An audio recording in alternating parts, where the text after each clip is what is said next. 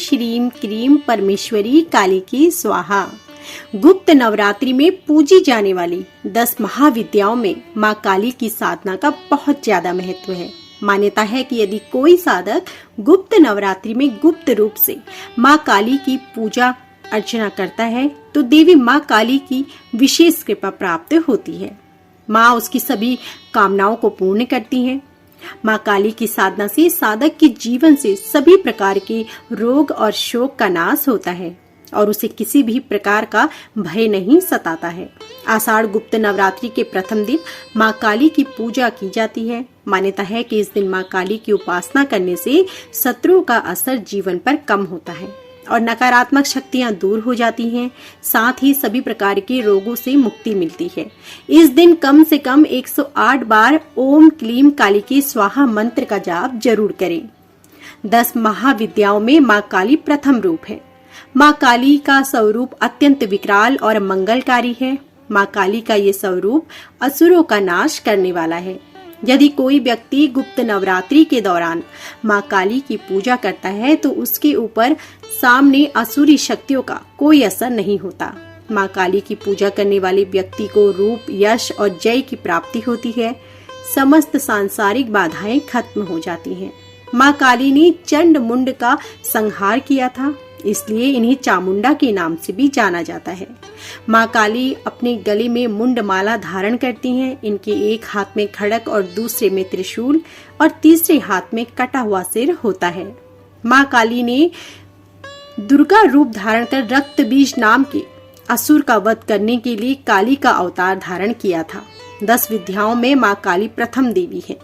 गुप्त नवरात्रि में प्रथम दिन मां काली की आराधना की जाती है। जो लोग तंत्र शक्तियां प्राप्त करना चाहते हैं उन्हें गुप्त नवरात्रि के पहले दिन विशेष रूप से मां काली की पूजा करनी चाहिए। इसके अलावा मां काली की आराधना करने से सभी प्रकार की तंत्र बाधाओं से छुटकारा मिलता है। जो लोग अपने शत्रुओं से बहुत परेशान हैं उन्हें गुप्त नवरात्रि में मां काली की आराधना जरूर करनी चाहिए।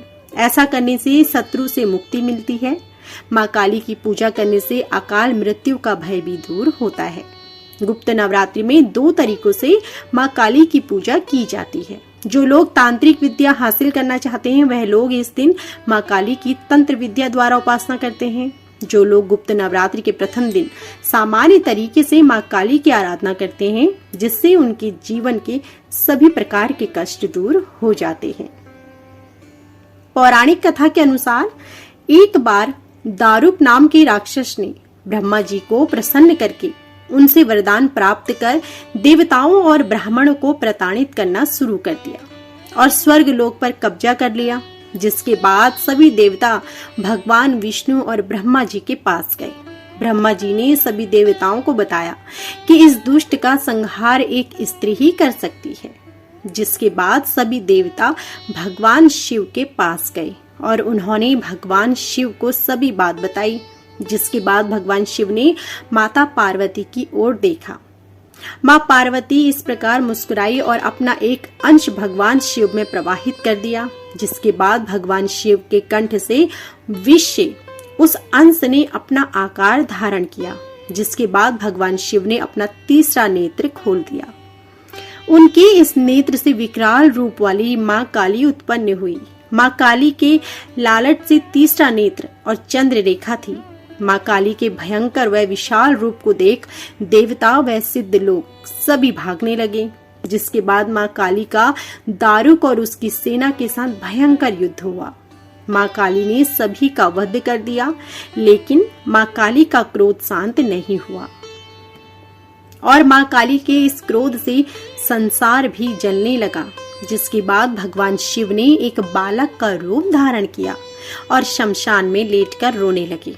जिसके बाद मां काली उन्हें देखकर मोहित हो गई। इसके बाद मां काली ने बालक रूपी भगवान शिव को अपने गले से लगाकर अपना दूध पिलाया। जिसके बाद उनका क्रोध भी शांत हो गया। मां काली की पूजन विधि। गुप्त नवरात्रि के पहले दिन सुबह ब्रह्म मुहूर्त में उठकर स्नान करने के पश्चात स्वच्छ वस्त्र धारण करें और एक साफ चौकी पर गंगा जल छिड़क कर उसे शुद्ध कर लें अब इस चौकी पर आप साफ कपड़ा बिछाकर घट स्थापना करें। घट स्थापना करने के लिए मिट्टी, तांबे या स्टील के पात्र में जल भरकर चौकी पर रखें। अब इसके ऊपर एक नारियल को मौली और चुन्नी से लपेटकर कलश के ऊपर स्थापित कर दें। चौकी पर माँ काली की प्रतिमा या मूर्ति की स्थापना करें। अब माँ काली की तस्वीर को रोली का टीका लगाएं। तिलक करने के पश्चात माँ काली को लाल पुष्पों की माला, पुष्प, फल, मिठाई, नैवेद्य आदि चढ़ाएं और पूरी विधि विधान से और श्रद्धा के साथ माँ काली की पूजा करें। माँ काली के समक्ष सरसों के तेल या घी का दीपक प्रज्वलित करें और श्रद्धा पूर्वक माँ काली के मंत्रों का जाप करें। देवी कवच, अर्गला स्तोत्र का पाठ करें। सबसे अंत में श्री सूक्तम का पाठ करना चाहिए। जिस आसन पर आप बैठते हैं उसका रंग लाल होना चाहिए। माँ काली की कथा सुने और पढ़ें। इस दिन दुर्गा सप्तशती का पाठ जरूर करें, यह बहुत ही उत्तम होता है। माँ काली की कथा सुनने के पश्चात कपूर से आरती करें और प्रसाद के रूप में मिठाई का भोग लगाएं। यदि आपके पास मिठाई नहीं भी है तो आप माँ काली को बतासे का प्रसाद भी चढ़ा सकते हैं। अब सभी लोगों में प्रसाद बांट दें और स्वयं भी प्रसाद ग्रहण करें। माँ काली की पूजा में हुई किसी भी प्रकार की गलती के लिए हाथ जोड़कर क्षमा मांगी। तो यह थी हमारी संपूर्ण कथा। यदि आपको हमारी यह वीडियो पसंद आई हो तो वीडियो को लाइक करना ना भूलें। चैनल पर नए हो तो चैनल को सब्सक्राइब करें और बेल आइकन दबाएं, जिससे कि आपको आगे भी ऐसे ही गुप्त नवरात्र से संबंधित जानकारी मिल सके।